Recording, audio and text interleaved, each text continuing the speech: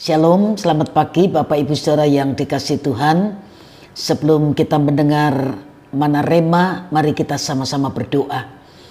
Bapa, mengucap syukur buat kebenaran firman-Mu yang akan kami dengar pagi ini. Roh Kudus menolong kami untuk kami dapat menangkap kehendak Tuhan lewat pemberitaan firman Tuhan. Dan biar urapan Tuhan ada atas hamba-Mu, baik semua yang mendengar kebenaran firman ini. Dalam nama Tuhan Yesus Kristus kami sudah berdoa. Haleluya. Amin. Kita akan sama-sama belajar sebuah kebenaran yang saya beri tema menghormati Tuhan. 2 Samuel pasal 6 ayat yang ke-11. Kitab 2 Samuel pasal yang ke-6 ayatnya yang ke-11.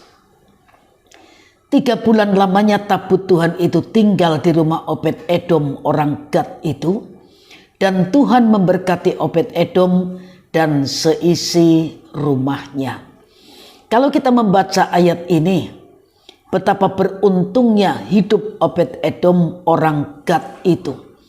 Karena kejadiannya yang tidak terduga, peristiwa Usa mati karena menyentuh tabut Tuhan. Maka Daud memutuskan untuk menunda membawa tabut Tuhan ke Yerusalem dan kemudian menitipkan tabut Tuhan itu di rumah Obed-Edom. Seperti mendapat durian runtuh, Alkitab berkata bahwa hidup keluarga Obed-Edom diberkati Tuhan selama tabut Tuhan itu berada di rumahnya. Meski hanya 3 bulan saja, tabut Tuhan yang menjadi lambang kehadiran Allah itu benar-benar telah mengubah hidupnya dan segala yang ada padanya. Yosefus, seorang sejarawan yang hidup pada masa sebelum Masehi, menulis, sebelum tabut Allah berada di rumah Obed-Edom, kondisi Obed-Edom itu sangat miskin. Mereka hidup pada level terendah, bukan seorang pemimpin dan jauh dari keadaan cukup. Tetapi begitu tabut Allah berada di rumahnya selama 3 bulan, Obed-Edom diberkati, menjadi kaya dan keturunannya menjadi orang-orang yang gagah perkasa. Dahsyat bukan? Kita membaca 1 Tawarik 26 ayat 6 dan ayat yang ke-8.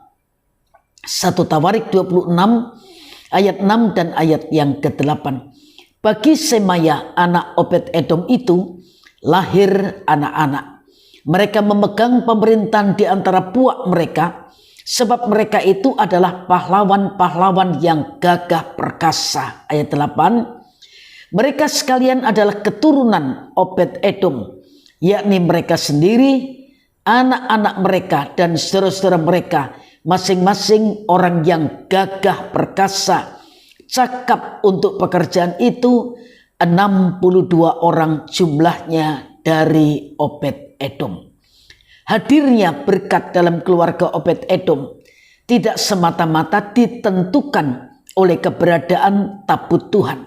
Sebab faktanya, bukankah Usa sebelumnya justru mati karena menyentuhnya? Jadi bayangkan saja, jika Obed-Edom tidak mengindahkan aturan bagaimana seharusnya memperlakukan tabut Tuhan yang saat itu ada di rumahnya, maka pastinya bukan berkat, tapi justru kematianlah yang mungkin akan dialami oleh Obed-Edom. Tabut Tuhan memang menjadi lambang kehadirannya, tetapi yang membuat Tuhan benar-benar hadir dalam keluarga Obed-Edom dan memberkatinya sebenarnya bukan hanya pada tabut Tuhan, tapi pada ketaatannya pada perintah, cara Obed-Edom memperlakukan tabut Tuhan. Kalau kita ingin Tuhan hadir di keluarga kita dan memberkati seisi rumah kita, maka mari kita lihat dulu bagaimana cara kita menghormati Tuhan.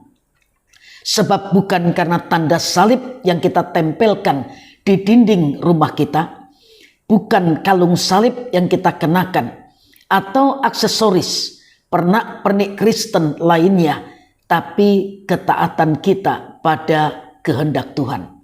Kalau kita mau menyangkal diri, menyalipkan keinginan daging kita untuk menghormati Tuhan, maka berkat Tuhan pasti akan memenuhi seisi rumah kita.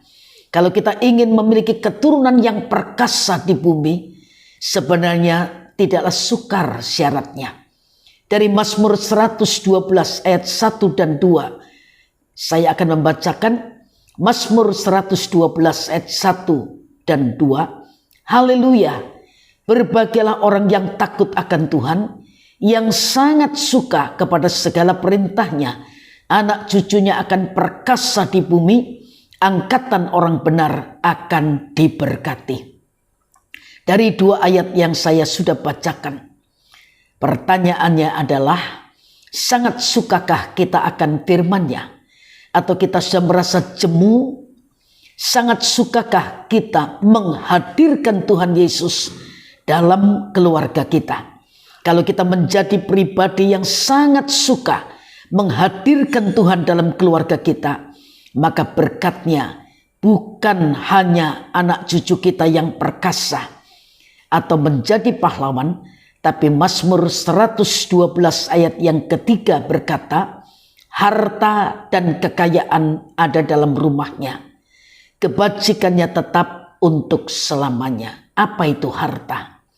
Harta itu aset yang bergerak, bisa uang, bisa deposito, bisa tanah, rumah, mobil, dan lain sebagainya. Apa itu kekayaan? Apakah harta itu juga kekayaan? Ya, harta juga merupakan kekayaan. Tetapi kekayaan bentuk yang lain adalah kalau tubuh kita itu sehat. Kalau tubuh kita sehat, kita sudah kaya.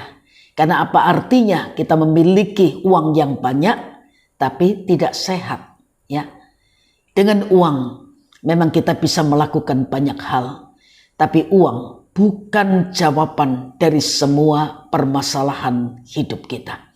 Mari kita teladani apa yang sudah dilakukan oleh Obed-Edom, sehingga bukan hanya kita yang mendapatkan berkat, tapi keluarga kita, keturunan kita, generasi penerus kita menjadi orang-orang yang gagah perkasa, menjadi pahlawan-pahlawan yang dibanggakan, dapat dibanggakan oleh kita sebagai orang tua. Tuhan memberkati Bapak Ibu Saudara sekalian, dan mari kita sama-sama berdoa. Mengucap syukur buat kebenaran firman Tuhan yang kami dengar pagi ini. Roh Kudus menolong kami biar kebenaran ini tidak sekedar menambah wawasan atau pengetahuan kami akan rahasia firman, tetapi mampukan kami apa yang kami dengar, kami bisa melakukan sehingga kebenaran firman tidak sekedar menjadi teori saja, tetapi kami bisa menjadi pelaku firman dan hidup kami jadi teladan, jadi berkat untuk kemuliaan nama Tuhan. Berkati Bapak Ibu Saudara-saudara yang sudah mendengar kebenaran ini, dan sepanjang hari ini kami serahkan diri kami dalam tuntunan Tuhan.